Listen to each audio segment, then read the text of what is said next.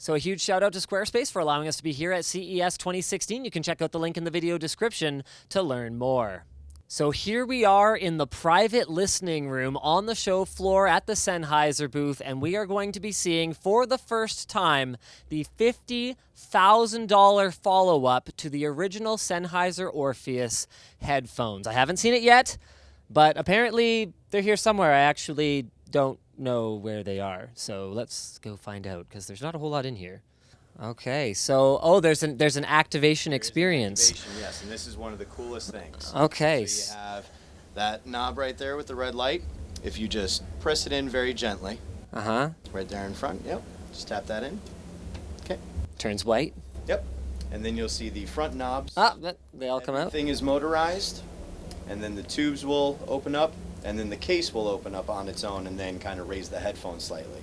And this is done for two reasons. One, it's really fun to watch. Two, it also only takes 20 seconds for the tubes to warm up to be ready for use. So the whole process is done with purpose. So that now you put your glass down, hit the button, have a sip of your drink, and then you're ready to go. Okay, so now what? I just take them out and off I go? Just take them out and run as fast as you can. Yeah, okay.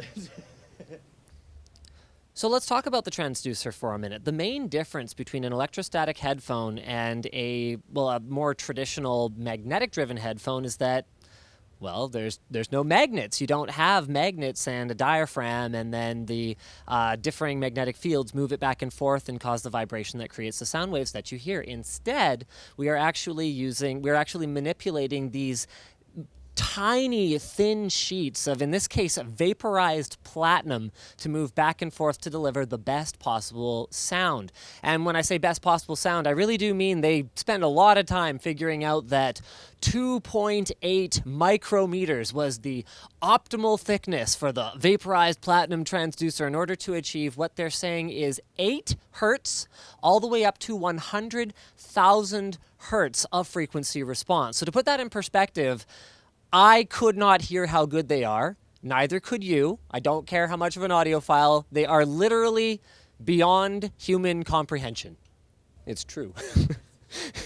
The rest of the unit features fairly exotic materials and construction techniques as well. Everything from the aluminum fins on the outsides of the ear cups in order to keep the power sources cool, to the actual hybrid velour sort of soft material and genuine leather material that sits up against your head for maximum comfort.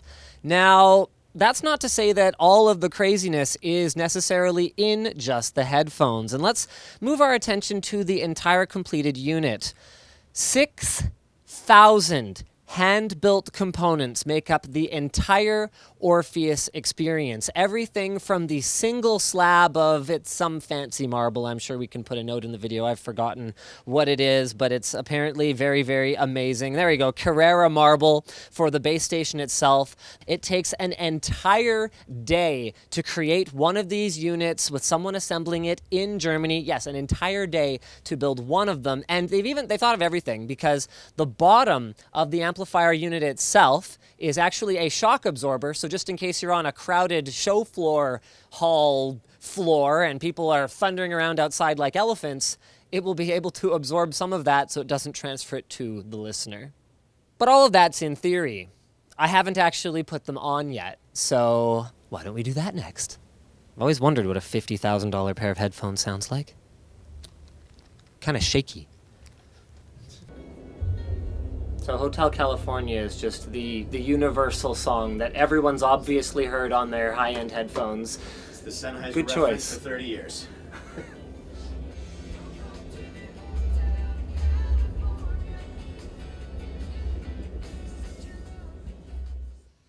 Well,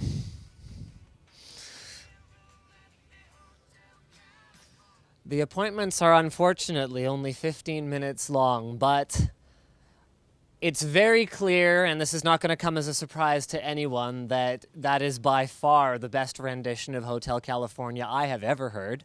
However, would I pay $50,000 for it?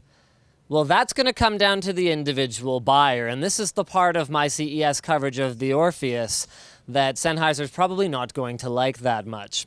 With the original Orpheus, what I liked about it was the exclusivity of the item.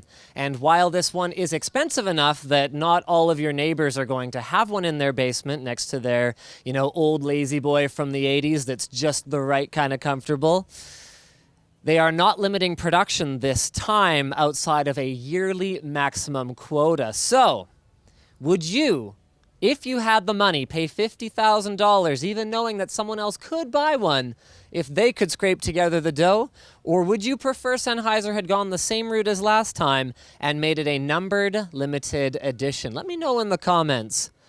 And let me know in the comments below if you guys are enjoying our CES coverage so far. Don't forget to get subscribed to Linus Tech Tips so you don't miss any. And a huge thanks to Squarespace for allowing us to be here at CES 2016. Remember, guys, if you're building a beautiful website, visit squarespace.com/Linus. Use offer code Linus, and you can save 10% on your website today.